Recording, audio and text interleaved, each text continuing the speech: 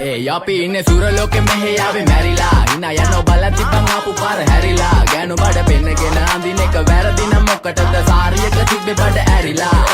ඩෝංගල පතු වෙන්න ඕන් දැම්ම මලුවන්ට පාන් දැම්ම වගේ ඇවිත් කාල යන්න එන්නේ පහල යන්න ඇවිත් අට වාල යන්න අපි ගැව්වේ මොරා නිසා පදිරි වෙන්නේ නෑනේ ඔය සාලයන්ට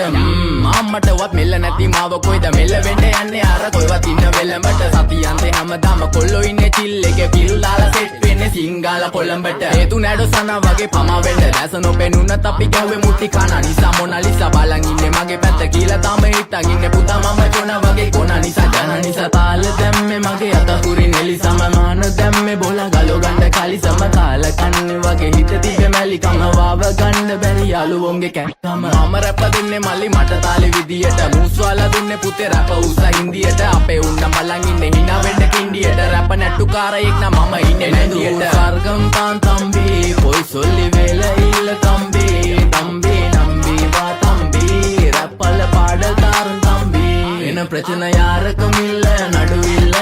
දන්නේ නැති ගානට ඇම්බරිල්ල බෝරු වෙන කොති කැරකිල්ල පෙනන වෙන්නේ උඹට මැදගිල්ල